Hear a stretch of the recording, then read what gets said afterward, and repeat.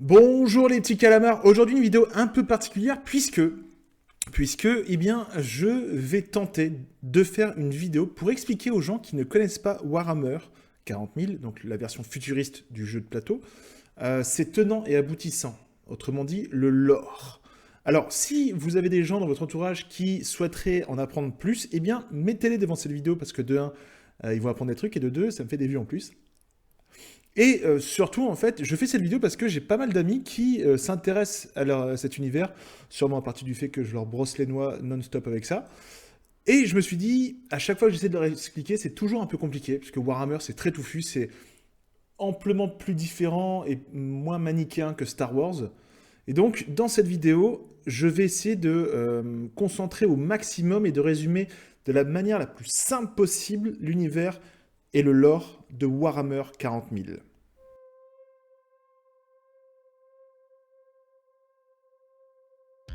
Alors oui, toi qui es assis devant ton écran, tu te demandes qu'est-ce qu'un Space Marines, ou tu te demandes pourquoi ces idiots de fans de Warhammer ricanent bêtement sur les blagues sur le fait de débrancher le trône d'or de l'empereur. Alors cette vidéo est pour toi. Toi-même aussi qui penses que les tyrannides ont pompé le principe des ergs. Je te déteste, mais elle est quand même.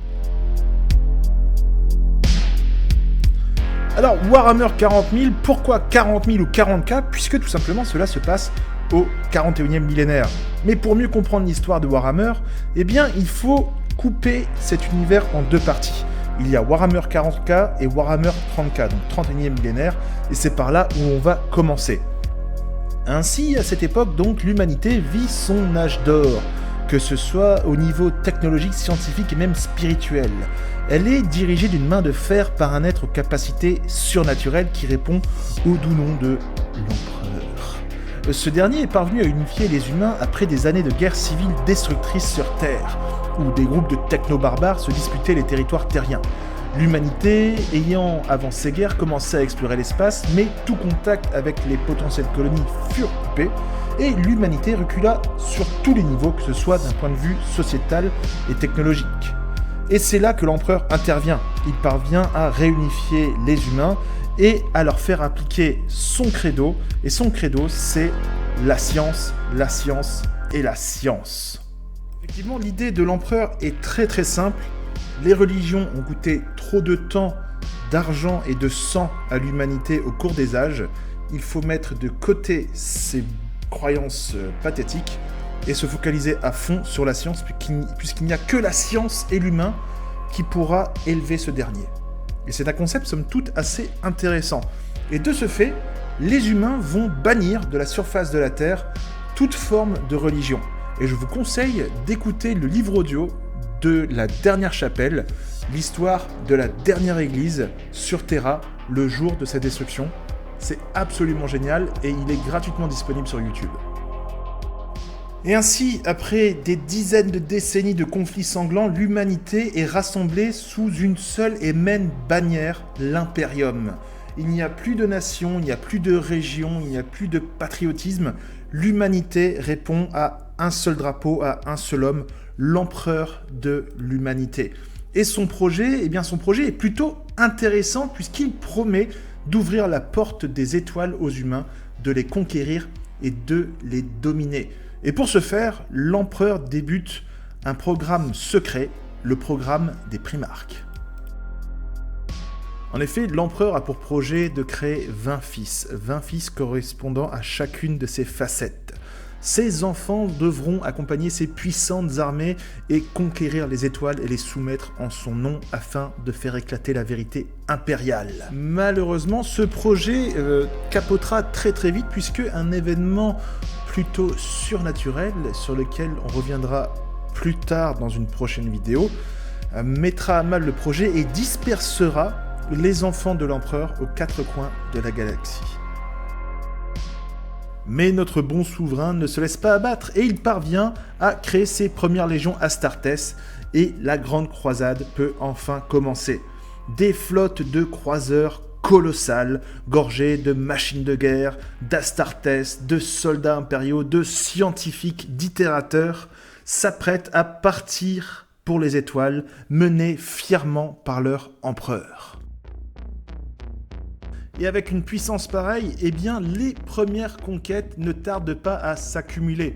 Des dizaines de mondes, de systèmes reviennent dans le giron impérial et avec elles, la vérité du credo de l'Imperium.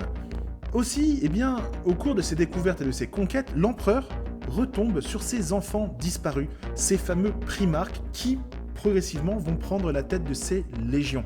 Et il me semble intéressant de se pencher sur quelques-uns de ces primarques pour que vous, profanes, puissiez bien comprendre de quoi il en ressort. Effectivement, comme je vous l'avais dit en début de vidéo, chaque primarque et chaque légion est le reflet d'une des facettes des traits de comportement de l'empereur. Et on va se pencher sur quelques exemples bien précis. Commençons d'abord par les Emperor Children, la 3e légion, une de mes préférées. Dirigée par Fulgrim, le Phénicien, leur primarque est un passionné d'art, c'est un esthète et il cherche à trouver la beauté partout, même dans la guerre. Il adore l'élégance, l'art, la poésie et surtout la recherche du dépassement de soi.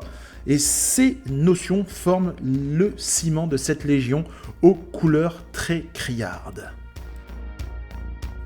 À l'opposé, vous aurez par exemple les Space Wolves, littéralement les Vikings de l'espace. Menés par leur chef Leman Russ, ils sont le reflet des traditions guerrières quasiment antiques de l'empereur. Brutaux au combat, ces légionnaires, c'est pas trop des philosophes. Ils aiment bien taper et ils réfléchissent quand ils ont le temps. Ils sont donc très violents et brutaux, mais ils font preuve d'un solide esprit de camaraderie entre frères Astartes.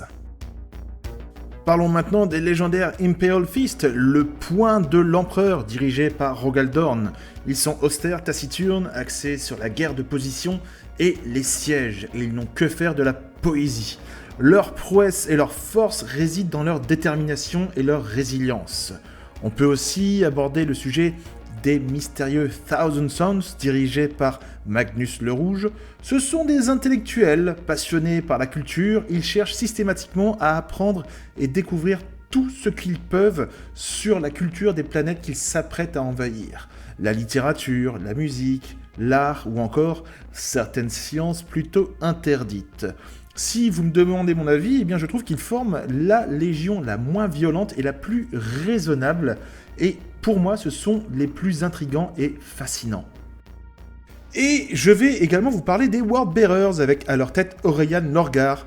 Ils sont dédiés à la cause de la vérité impériale, d'où leur nom qui signifie apporteur du message. Ils sont très extrémistes et ils consacrent une partie de leur temps au conditionnement des populations conquises à la réalité que représente la vérité impériale. Bref, vous l'aurez compris, chacune des légions a sa propre identité, sa propre couleur, et chaque primarque est le reflet d'un des pans de personnalité de l'empereur. Et vous imaginez bien que toute cette fratrie, elle va vivre des hauts comme des bas. Mais revenons-en au vif du sujet, puisque les armées impériales avancent dans le cosmos. Ils s'étendent dans la galaxie et soumettent les planètes à l'autorité impériale. Mais une autre petite parenthèse doit être faite concernant les méthodes de voyage dans l'espace.